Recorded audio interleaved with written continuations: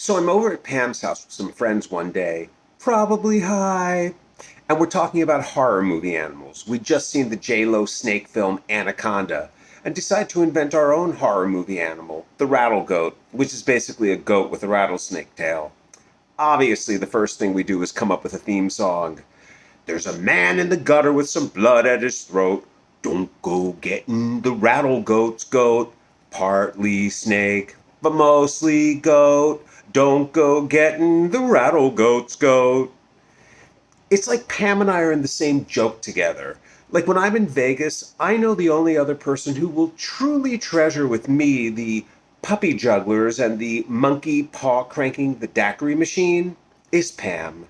Similarly, Pam knows that I am the one who will most appreciate how, when she goes to this wedding and is at the reception and has been dancing for a while and she's taking a break, when this guy comes up to her and asks her to dance, and the excuse she comes up with in the moment to get rid of him is, "Oh, I can't, my prosthetic leg," only to have him reply, "You too?" I guess the one area where Pam is a bit lacking is with emotional internal stuff. Not so much for Pam, which is fine with me because being less emotional is an aspiration of mine, and I view Pam as a really good how-to guide in this regard.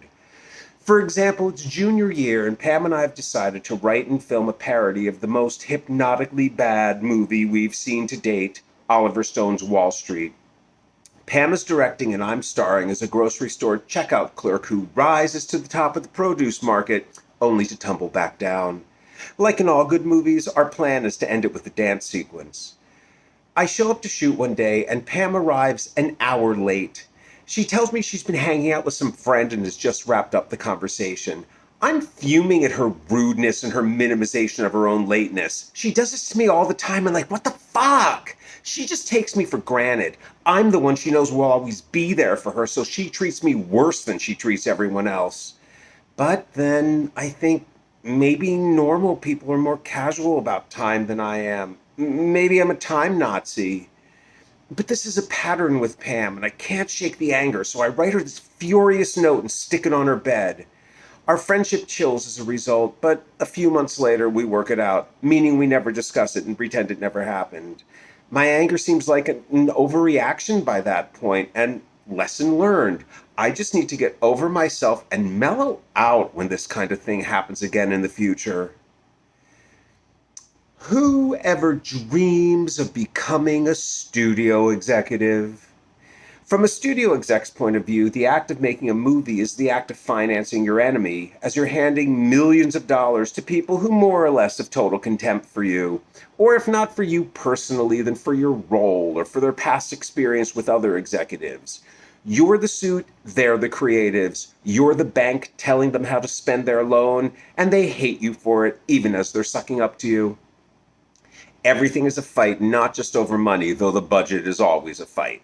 Fights over who will direct, who will star, who will shoot the thing. Big fights over the script, since the budget is a function of the script, meaning if it's in the script, you have to pay for it, and if you cut it, you still have to have the characters and story make sense.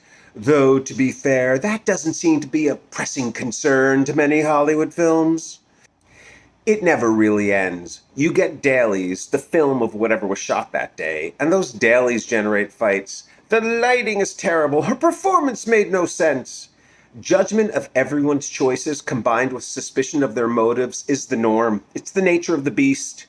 For instance, Ellen and I once worked with this Italian director whose dailies kept coming in out of focus. Not soft focus, but literally blurry. The director, of course, denied this, so we set up not one, but two screenings in two separate screening rooms so he couldn't claim there was a problem with the projection equipment.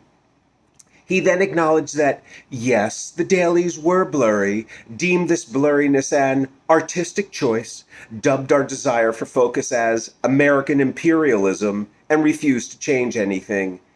As it turned out, they had done a makeup test a few weeks prior and someone had forgotten to remove a lens. Look, most wars are fought because the opposing sides have opposing goals. In Hollywood, the war is fought because the opposing sides have the exact same goal, to generate a hit, but with zero agreement on how to get there. And by the way, this clash over process is the source of the commonly lobbed, though incorrect, criticism that Hollywood thinks its audiences are dumb. Far from having scorn for its audience, Hollywood is dying to please, which is why it releases an endless stream of comic book movies instead of 12-dimensional physics formulas. Big Tentpole 5 isn't a contemptuous slap at an audience's intelligence. Rather, it's a frantic, is this what you want? Wasn't this what you wanted the other year when we made it? Because we sure spent a lot of money on it and fought with each other a lot for you. Unlike with other high-risk investments like pharma or oil well wildcatting, where investors at least know if the drug works or oil is struck that there's a market for their product at the end, with Hollywood, while you can say there will be a market for TV shows and films in general, will there be a market for your particular TV show or film at the exact moment of its release, which is the only moment it can really turn a profit? Culture changes by the second. Will your currently hot lead get involved in some stupid scandal a week before your movie premieres and now no one wants to watch him or her? Did you make a show based on a popular game that no one's playing anymore? A genre that's now oversaturated? Did your slam dunk gun-toting action show's release day unfortunately coincide with a school shooting? These are problems things like striking oil or releasing a cancer drug will never face. So because no one knows which battle, if any, is the one that's going to win or lose the war, is it that dialogue, those costumes, the score? Every battle is fought as if it's the only one that matters. TV and film development and production is plastic surgery performed by a medical team of the blind, all slicing and sculpting in the desperate hope that when the bandages are finally removed, there won't be a corpse underneath. What are we in? What is this? And what